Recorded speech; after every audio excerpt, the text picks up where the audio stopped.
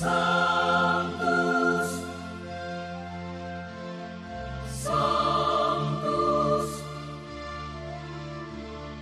Sanctus Dominus Deus Sabaoth. Bapak, Ibu, dan saudara-saudariku yang terkasih dalam Tuhan kita Yesus Kristus, salam sejahtera untuk kita semua. Berkat Allah yang Maha Kuasa senantiasa menyertai kita.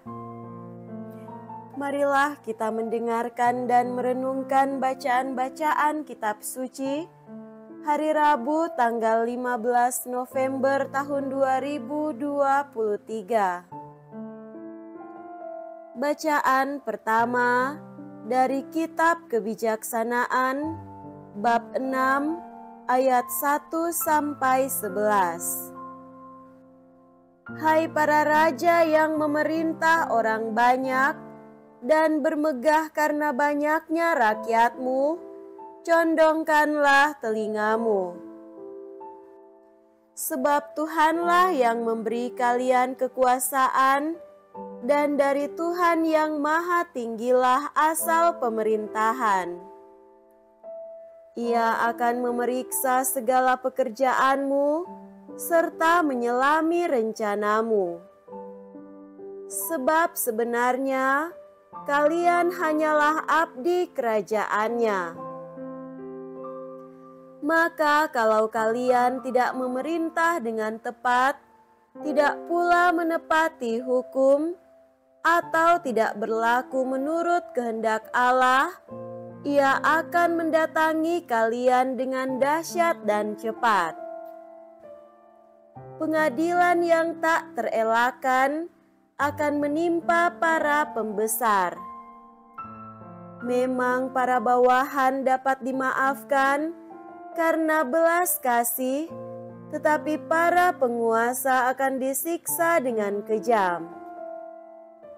Tuhan yang Maha Kuasa tidak akan mundur terhadap siapapun, dan kebesaran orang tidak dihiraukannya. Baik yang kecil maupun yang besar dijadikan olehnya, dan semua dipeliharanya dengan cara yang sama. Tetapi terhadap para penguasa akan diadakan pemeriksaan yang keras. Jadi, perkataanku ini tertuju kepada kalian, para pembesar. Hendaknya kalian belajar menjadi bijaksana dan jangan sampai jatuh. Sebab mereka yang secara suci memelihara yang suci akan disucikan pula, dan yang dalam hal itu terpelajar akan mendapat pembelaan. Jadi hendaklah menginginkan serta merindukan perkataanku, maka kalian akan terdidik. Demikianlah sabda Tuhan. Syukur kepada Allah.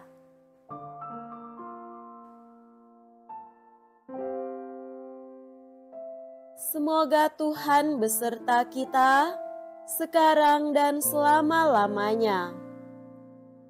Inilah Injil suci menurut Lukas. Dimuliakanlah Tuhan. Injil Lukas bab 17 ayat 11 sampai 19. Dalam perjalanannya ke Yerusalem, Yesus menyusur perkotaan Samaria dan Galilea. Ketika Ia memasuki suatu desa, datanglah 10 orang kusta menemui Dia. Mereka tinggal berdiri agak jauh dan berteriak, "Yesus, Guru, kasihanilah kami." Yesus lalu memandang mereka dan berkata, "Pergilah, perlihatkanlah dirimu kepada imam." Dan sementara dalam perjalanan, mereka menjadi tahir. Seorang di antara mereka, ketika melihat bahwa dirinya telah sembuh, kembali sambil memuliakan Allah dengan suara nyaring, lalu tersungkur di depan kaki Yesus dan mengucap syukur kepadanya. Orang itu seorang Samaria. Lalu Yesus berkata, "Bukankah ke-10 orang tadi semuanya telah menjadi tahir? Di manakah yang 9 orang tadi? Tidak adakah di antara mereka yang kembali untuk memuliakan Allah selain orang asing ini?" Lalu ia berkata kepada orang itu, "Berdirilah dan pergilah, imanmu telah menyelamatkan dikau." Demikianlah sabda Tuhan. Terpujilah Kristus.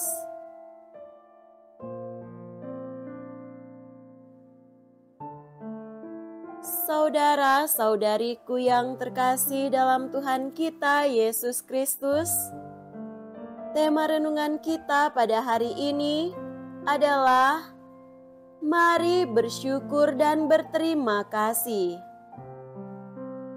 Dahulu kala, penyakit kusta dianggap sebagai kutukan atau hukuman atas dosa manusia, sehingga orang yang memiliki penyakit ini biasanya dijauhkan, diasingkan, bahkan tidak dianggap lagi menjadi bagian dari keluarganya sendiri. Secara sosial dia tidak mempunyai kedudukan apa-apa. Kusta merupakan salah satu penyakit yang memalukan karena penyakit ini akan menyebabkan si penderita kehilangan sebagian anggota tubuhnya. Secara fisik ia akan menjadi orang yang tidak normal. Bahkan, orang yang terkena penyakit ini dianggap telah melakukan dosa besar, sehingga Tuhan menghukum mereka melalui sakit kusta ini. Saudara terkasih, Yesus dalam perjalanan menuju Yerusalem bertemu dengan 10 orang kusta di sebuah desa.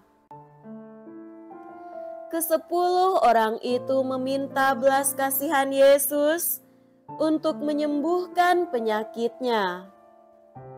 Mereka tahu dan percaya bahwa Yesus dapat menyembuhkan penyakit kusta yang sementara mereka sandang.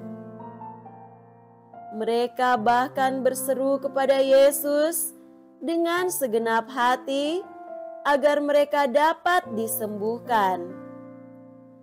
Beban mereka begitu besar karena hukuman sosial yang mereka harus pikul. Diasingkan dan dijauhkan dari hidup bersama. Karena itu, mereka sangat mendambakan kesembuhan dari penyakit tersebut, supaya secara fisik mereka bisa disembuhkan dan dapat beraktivitas seperti manusia normal lainnya.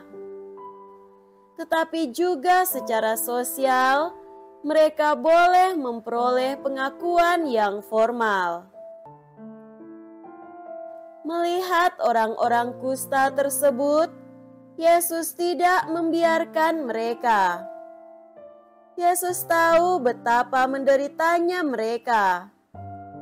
Yesus tidak ingin mereka hidup dalam situasi sakit seperti itu. Karena itu, Ia menyembuhkan mereka dari penyakit kusta. Apa yang dilakukan Yesus sungguh luar biasa. Ia menyembuhkan orang-orang tersebut sehingga mereka semua menjadi tahir. Namun, dari ke-10 orang tersebut, hanya satu orang saja yang datang berterima kasih dan bersyukur kepadanya. Sedangkan yang lainnya tidak datang lagi kepada Yesus. Saudara-saudariku yang terkasih, zaman sekarang penyakit kusta tidak lagi dianggap sebagai hukuman Tuhan atas dosa yang dibuat. Penyakit tersebut dianggap salah satu jenis penyakit kulit. Kalaupun ada yang terpapar dengan penyakit ini, sudah ada obat medis untuk penyembuhannya. Kita tentu akan tetap datang kepada Yesus, bukan nantinya ketika kita punya sakit tertentu. Apapun keadaan kita akan selalu datang kepadanya dan berterima kasih serta bersyukur atas segala sesuatu yang kita terima dari Tuhan setiap hari. Semoga demikian. Amin.